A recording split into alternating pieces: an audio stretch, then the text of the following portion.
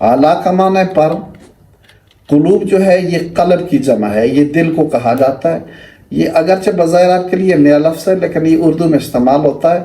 आप कहते हैं ये अमराज कल्ब यानी दिल की बीमारियाँ, ठीक है, और ये अमराज कल्ब का अस्पताल है यानी दिल का अस्पताल है। तो ये वहाँ उर्दू में हम ये लफ्ज़ इस तरह इस्तेमाल करते हैं। तो कल्ब की जमा है कुलूब जिसका माना दिल, हिम का माना है वो सब मर्द, ठीक है। तो ये वहाँ पर भी इस तरह इस्तेमाल होता है उर्दू के अंदर भी। तो आला ऊपर, कुलूब दिल, हिम उनके, तो इकट्ठा करके माना करेंगे उनके दिलों पर। व आला समइहिम और उनके कानों पर। यहाँ भी ये इलादा लफ्ज़ है। वाव का माना है पर, वाव का माना है और, वाव का माना है और, आला का माना है पर, ठीक है। सम सुनने को कहते हैं, यहाँ कान के माने के अंदर होगा, हिम का माना है वो। यहाँ भी ये तीन इलादा दो तीन लफ्ज़ हैं, ये मैंने इलादा लिख लिए हैं। ये समा कान को कहते हैं, कान को, हिम का माना है वो, ठीक है या नहीं है। तो क्या होगा माना इसका, वाव और आला पर, समा कान, हिम उनके। तो इकट्ठा करके पढ़ेंगे तो माना होगा वाला समइहिम और उनके कानों पर। अच्छा, वाला अबसारहिम, यहाँ भी ये दो तीन लफ्ज़ हैं। वाव इलादा है, आला इलादा है, अबसार इलादा है, ये अबसार इलादा है, ठीक है या नहीं है।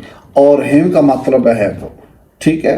तो वाव का माना और, आला का माना पर, अबसार का मतलब है आंखें, हिम का मतलब है वो यानी उनकी, वो का मतलब होगा यहाँ पे उनकी।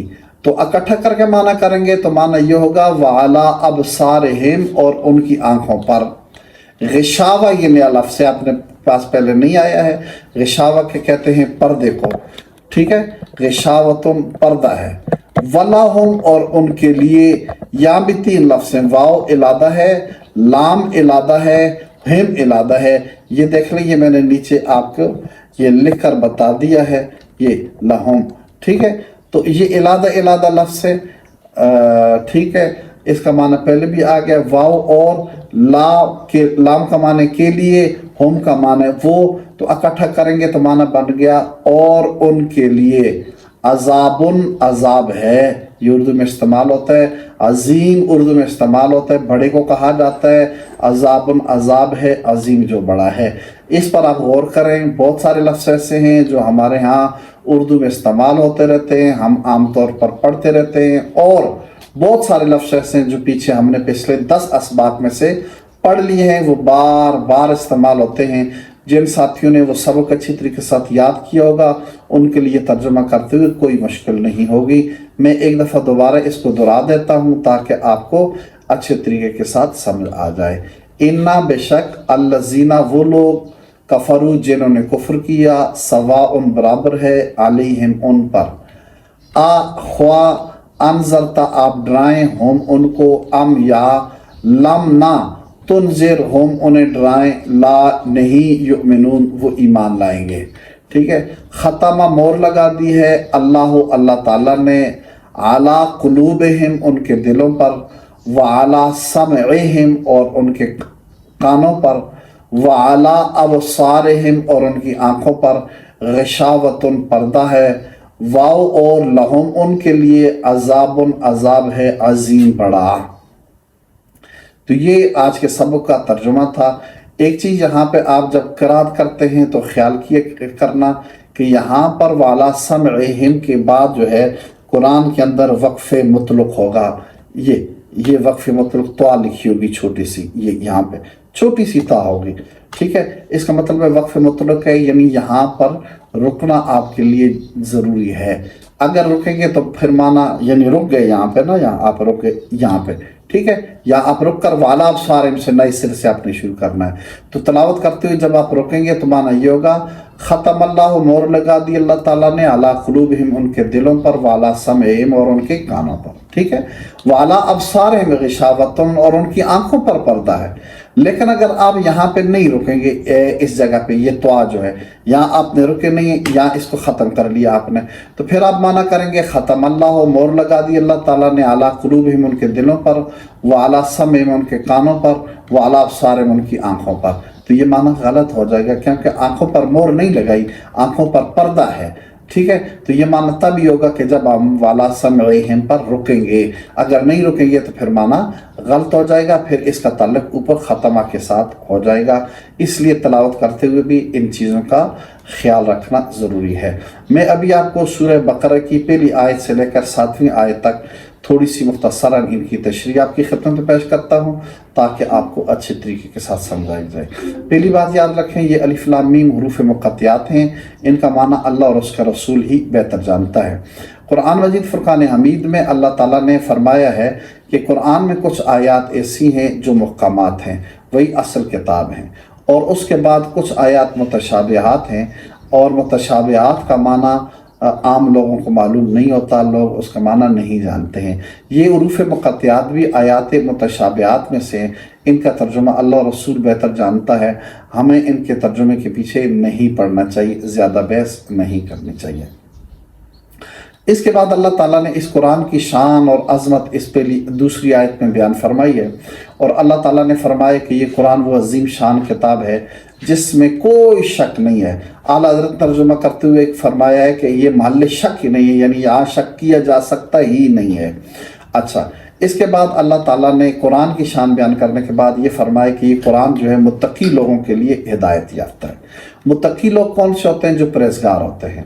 یاد رکھنا چاہیے پرہیزگاری کس کو کہا جاتا ہے اور تقویٰ کیا ہے، اس کے بارے میں ایک روایت اگر میں آپ کے سامنے بیان کر لوں تو آپ کو بہترین طریقے کے ساتھ اس کا ترجمہ سمجھ آ جائے گا۔ حضرت کعب اخبار رضی اللہ تعالیٰ عنہ سے حضرت عمر رضی اللہ تعالیٰ عنہ نے پوچھا کہ آپ مجھے یہ بتائیں کہ تقویٰ کیا ہے، تو انہوں نے فرمایا کہ امیر المومنین، کبھی آپ کا گزر ایسے راستے سے ہوا ہے جس کے ارد گرد جھاڑیاں ہوں؟ آپ نے فرمایا جی ہاں، میرا گزر ایسے راستے سے ہوا ہے۔ تو فرمایا کہ وہاں سے آپ کیسے گزرتے ہیں؟ تو حضرت عمر رضی اللہ تعالیٰ عنہ نے فرمایا کہ اپنے کپڑوں کو سمیٹ لیتے ہیں، جسم کو سمیٹ لیتے ہیں تاکہ جھاڑیوں کے اندر جو ہے الجھ نہ جائیں اور ہمارے کپڑے جھاڑیوں کے اندر پھنس نہ جائے۔ تو حضرت کعب رضی اللہ تعالیٰ عنہ نے فرمایا یہی تقویٰ ہے کہ یہ شارع زندگی ہے، یہاں لالچ، گناہ، ہیوس، دنیا داری کے طرح طرح کی جھاڑیاں ہیں، ان کے درمیان سے اپنے آپ کو بچا کر جو شخص نکال لیتا ہے وہ متقی ہوتا ہے، اور ان کے درمیان سے نکلنا جو ہے یہ تقویٰ کہلاتا ہے۔ تقویٰ کی 3 جو ہے درجات ہوتے ہیں۔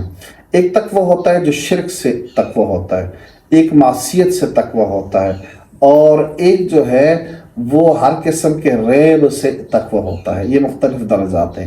شرک سے تقویٰ یہ ہے کہ بندے نے کلمہ پڑھ لیا لا الہ الا اللہ محمد رسول اللہ، ہر طرح کے شرک سے بچ گیا، یہ تقویٰ کا بنیادی درجہ ہے۔ اس کے بعد تقویٰ کا دوسرا درجہ معصیت سے، یعنی ہر قسم کے کبیرہ گناہوں سے بچ جانا جو ہے یہ تقویٰ ہوتا ہے۔ اور تیسرا درجہ جو ہے تقویٰ کا وہ اعلیٰ ترین درجہ ہوتا ہے، اس میں تو دل کے اندر اللہ تعالیٰ کے علاوہ کسی اور کا تصور بھی نہیں آ سکتا ہے، کسی اور کا خیال بھی نہیں آ سکتا ہے۔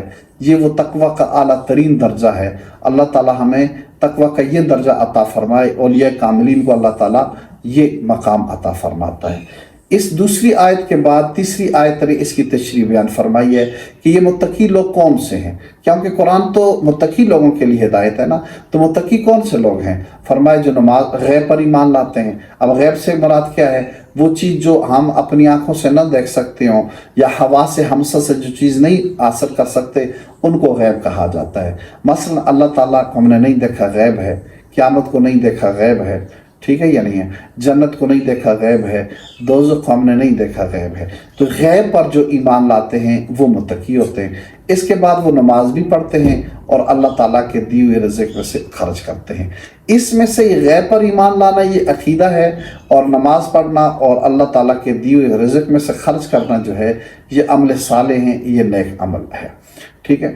اچھا، اس کے بعد اللہ تعالیٰ نے مزید متقی لوگوں کی شان چوتھی آیت میں پھر بیان فرمائی کہ یہ وہ لوگ ہوتے ہیں کہ جو اللہ تعالیٰ نے اے حبیب صلی اللہ علیہ وسلم آپ پر قرآن نازل کیا ہے اس پر بھی مان لاتے ہیں، اور آپ سے پہلے جو کتابیں نازل ہوئی ہیں، یعنی تورات، انجیل، زبور، مختلف انبیاء پر صحیفے نازل ہوئے، ان کی تعداد ہمیں پتہ نہیں، ہمیں نہیں معلوم کہ پہلے کتنی کتابیں نازل ہوئی ہیں، کتنے صحیفے نازل ہوئے ہیں، لیکن ہمارا ایمان ہے کہ جتنے اللہ تعالیٰ نے کتابیں یا صحیفے نازل کی ہیں ہم سب پر ایمان لاتے ہیں، اور آخرت کے دن پر وہ یقین رکھتے ہیں، یعنی یہ صفات بھی ان کے اندر موجود ہوتی ہے متقی لوگوں پر۔ تو جن کے اندر یہ صفات ہوتی ہیں اللہ تعالیٰ نے ان کے انجام بتایا اس اگلی 5ویں آیت کے اندر کہ یہی لوگ ہدایت یافتہ ہیں اور یہی لوگ اصل فلاح پانے والے ہیں، کامیابی اختیار کرنے والے ہیں۔ یہ پہلا درجہ ہے ان مقدس ہستیوں کا جو زبان سے بھی ایمان کے اقرار کرتے ہیں اور دل میں بھی ایمان کو یقین کے ساتھ بٹھا لیتے ہیں اور عمل صالح بھی کرتے ہیں، نیک عمل بھی کرتے ہیں۔ یہ مقدس ہستیاں جو ہیں یہ متقی لوگ ہوتے ہیں۔ ان کا انجام کیا ہے کہ اللہ رب العزت ان کو کیا کرے، فرمائے گا ہدایت، یہ جو ہے دنیا میں بھی کامیاب ہیں اور آخرت کے اندر بھی کامیاب ہیں، اور اصل کامیابی یہی حاصل کرنے والے ہیں۔ اس کے بعد اللہ تعالیٰ نے دوسرے گروہ کا ذکر فرمایا ہے، اور دوسرا گروہ جو ہے کافروں کا گروہ ہے۔ ان کے بارے میں کافر کسے کہتے ہیں؟ کافر کا لغوی معنی ہوتا ہے چھپانے کے، ٹھیک ہے؟ تو یہ زبان سے ایمان نہیں لاتے، نہ دل میں یقین رکھتے ہیں، نہ زبان سے ایمان لاتے ہیں، بلکہ ایمان کو چھپاتے ہیں۔ تو اللہ تعالیٰ نے فرمایا کہ یہ کافر جو ہیں یہ اتنے ہٹ درم ہو چکے ہیں کہ اے حبیب صلی اللہ علیہ وسلم آپ انہیں ڈرائیں یا آپ نہ ڈرائیں، یہ کسی صورت کے اندر ایمان نہیں لائیں گے۔ ان پر کوئی بات اثر نہیں کرتی ہے۔ کیوں نہیں کرتی ہے؟ کہ اللہ تعالیٰ نے ان کے دلوں پہ مہر لگا دی ہے، ان کے کانوں پہ اللہ نے مہر لگا دی ہے، ان کی آنکھوں پہ پردے پڑے ہوئے ہیں۔ اور ان کا انجام کیا ہے؟ یہ 7ویں آیت کے آخر میں اللہ تعالیٰ نے ان کافروں کا انجام بیان فرمایا اور فرمایا کہ ان کے لیے بہت بڑا عذاب ہے۔ یہ کافروں کی اللہ رب العزت نے سزا بیان فرمائی ہے۔ تو یہاں پر ایک سوال پیدا ہوتا ہے کہ جب کافروں کو ڈرانا یا نہ ڈرانا، سمجھانا نہ سمجھانا کوئی فائدہ نہیں ہے، تو پھر کافروں کو تبلیغ دین کیوں کی نبی علیہ السلام نے؟ اور پھر نبی علیہ السلام نے تو انہیں سمجھایا، اور نبی علیہ السلام کے سمجھانے کی وجہ سے انہوں نے ایمان بھی لایا اور اکثریت ان میں سے ایمان لے آئی۔ تو پھر اس آیت کا کیا مطلب ہے؟ اس سے مراد جو ہے ہر کافر مراد نہیں ہے، اس سے وہ مخصوص کافر ہیں جو حد درجے کے درم تھے، جس سے مراد ابو جہل ہے اور ابو لہب ہے اور عتبہ ہے اور شیبہ ہے اور ولید ہے۔ یہ اتنے ہٹ درم تھے کہ نبی کریم علیہ السلام کے سمجھانا نہ سمجھانا اللہ نے فرمائے برابر ہے۔ ان کے دلوں پہ اللہ نے مہر لگا دی، کس صورت میں ایمان نہیں لائیں گے، لہٰذا انہوں نے ایمان نہیں لایا ہے۔ اللہ تعالی ہمیں سمجھ کی توفیق عطا فرمائے۔